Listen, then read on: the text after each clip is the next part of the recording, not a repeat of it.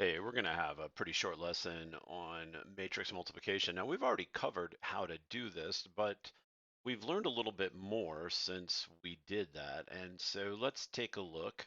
Again, you can pause the video, and I'm sorry, this is section 3.4 that we're doing, not 3.3.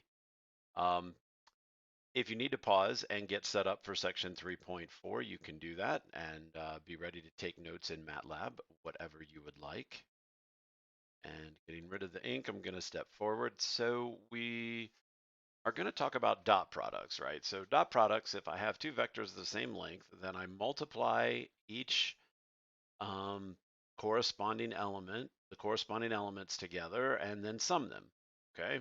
So it turns out that matrix multiplication is just a series of dots products. And to describe that, we're going to use this element notation. So if I have capital M matrix, then we use little m sub ij to refer to the element that's in the ith row in the jth column. So if I say little m sub 2, 3, I'm talking about the second row, third column element, right? So, and you'll see why, because when we're multiplying matrices, the product matrix is C, and the entry that goes in the ith row and jth column is found by dotting the ith row of A with the jth column of B, okay?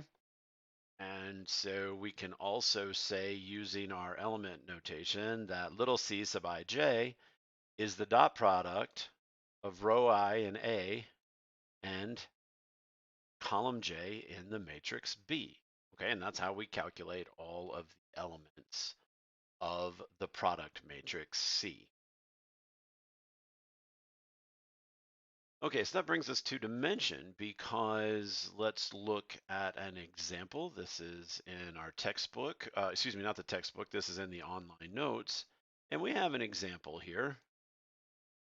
Okay, and notice what we're doing. We're taking the dot product of row 1, column 1, and the answer will be C sub 1, 1, right? So C sub 1, 1 is the dot product of matrix A, row 1, and matrix B, column 1.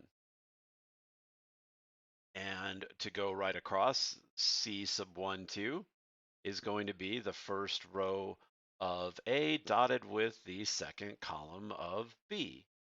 And the C sub 1, 3 is going to be, right, the first row of A dotted with the third column of B. And so you can see that as we do these dot products, I have to have the same number of elements. The rows of A have to have the same number of elements as the columns of B. So what that means is that in terms of dimension, that if I have a 3 by 4 matrix A, then all of the rows in A have 4 elements. And if I have a 4 by 3 matrix B, then all the columns in B have 4 elements. And that means that if I'm trying to multiply a 3 by 4 times a 4 by 3, the inner products dimension need to match, right? The inner product. So the 4 matches the 4. And then the result will be 3 by 3. Okay, so you see that this matrix C, the product matrix, is actually a 3 by 3. So the inner product dimensions have to be equal, and the outer product dimensions, when I write it in this form, will be the size of the product matrix. Okay, so that's why we're introducing matrix multiplication in terms of dot products, right? So to understand that, how we're going to find out if we can multiply A and B together, right? Well, the number of columns in A has to match the number of rows in B, which in our case, it's the inner product dimensions, right? So yes, I can multiply A times B because A is 3 by 4 and B is 4 by 2. So since the 4s match the columns of A, number of columns in A match the number of rows in B, then I am able to do the multiplication. And what's the resulting dimension of AB? It's going to be 3, 2, right? Why? Well, because If the inner product dimensions match, that lets me know yes or no, can I multiply A times B? And then if I can multiply A times B, then the outer product dimensions is going to be dimensions of the product. Okay.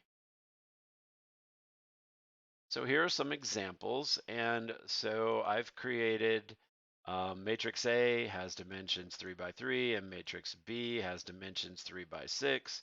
And then the question is this product possible? And the answer is yes. Why? Well, because the 3 columns in A match the 3 rows in B. And what's the product, the dimensions of the product matrix? Well, 3 by 6. So the inner product needs to match. So P and Q.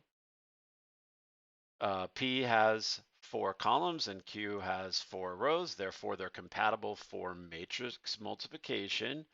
And the outer dimensions, the 2 and the 3, so we know that the product R is going to be a 2 by 3 matrix. D and E, D has 3 columns, E has 3 rows. So yes, they're compatible to multiply. The product will be F. And what's the dimensions of F? It's 3 by 6, right? Because of this 3 and this 6.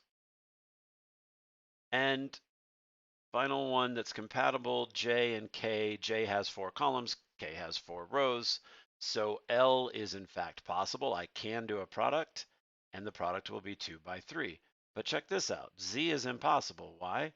Because W has 3 columns and X has 4 rows. Since these are not equal, I can't do the multiplication. It is not possible to do the multiplication. So W and X cannot be multiplied together. We can't get a result Z for the product. Okay, so we want to put that information together and be thinking about dot products and the compatibility of these matrices and why that is. Well, with dot products, I can only multiply vectors of the same length, which forces the number of columns in the first matrix to be equal to the number of rows in the second matrix. It just comes down to the definition of dot product. And that's what makes matrix multiplication possible or impossible.